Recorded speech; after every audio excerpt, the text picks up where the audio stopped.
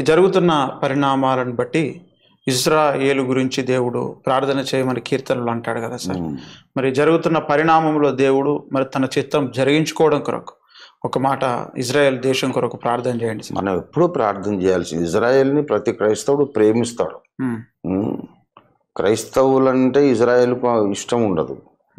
ఎందుకంటే మామూలు ఒక మతభ్రష్టుని అంటే యేసు ప్రభుని వాళ్ళు అట్లా అనుకుంటారు.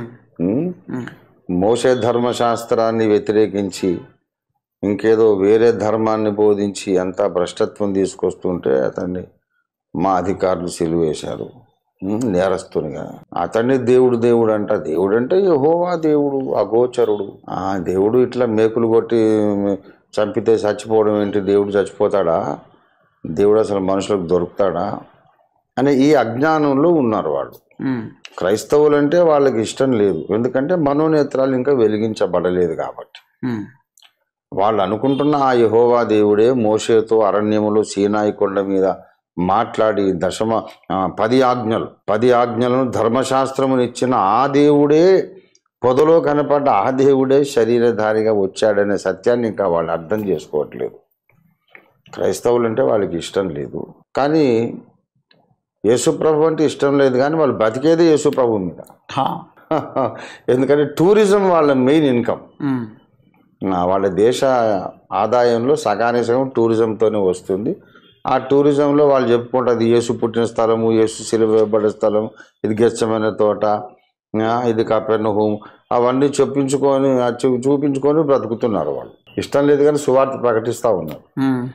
ఇది యేసు సిలువ వేయబడ్డ స్థలం, ఇది ఆయన సమాధి చూపించుకొని బ్రతుకుతున్నారు. కాబట్టి ఇప్పుడు ఇజ్రాయేలీలు అంటే మరి అమెరికా సపోర్ట్ చేస్తుంది ఇజ్రాయెల్ని. ఎందుకంటే they respect the Bible and God of the Bible.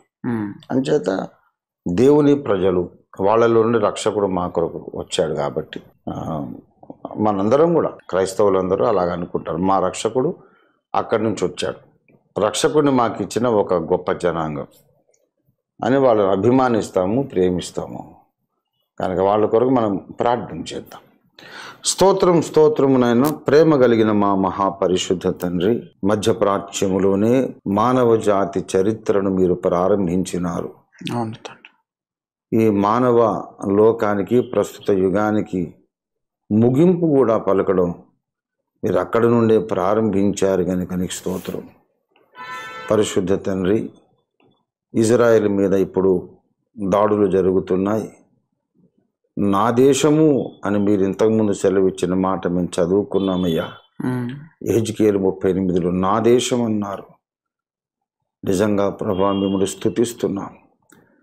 నీ స్నేహితుడైన, నీ దాసుడైన అబ్రహాము సంతానము గనుక ప్రభు అబ్రహామును బట్టి, దావీదును బట్టి ఇజ్రాయేలును మీరు కాపాడమని మేము వేడుకుంటున్నాం. ప్రభువా, అరబ్ దేశాలందరూ, ఉగ్రవాద సంస్థలందరూ ఒక్కటై ఇరాన్ ప్రభుత్వంతో చేతులు కలిపి ఒక్కసారిగా ఆ చిన్న దేశం మీద దాడి చేస్తున్నారు.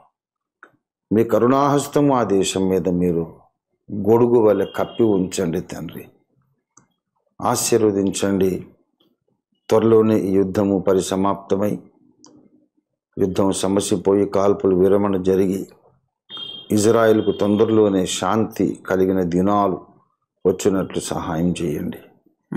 ఏది ఏమైనా అంచె దినాల్లో నెమ్మది ఉండదు. ప్రజలంతా అల్లకల్లోలంగా ఉంటారు. అల్లకల్లోలమైన సముద్రంలాగా లోకం ఉంటుందని మీరు చెప్పారు. రాజ్యం మీద రాజ్యం, జనం మీద జనం లేస్తారని మీరు చెప్పారు. ఇది నీ ప్రవచనం నెరవేరిపోయే ప్రభువా. గనక నీ ప్రవచనాలు నెరవేరకుండా ఆపమని మేము అడగలేము. మాకు దుఃఖకరంగా ఉన్నా ఇది అనివార్యము. ఇందులో నీ ప్రియమైన బిడ్డల్ని మీరు కాపాడమని మాత్రం మేము ప్రార్థన చేస్తున్నాము. సహాయం చేయండి. సైన్యాలు, 2 దేశాల సైన్యాలు ఢీకొన్నప్పుడు అందులో నిజమైన దేవుని ఆరాధించే ప్రజలు కూడా కొందరు సైనికులుగా ఉండొచ్చు.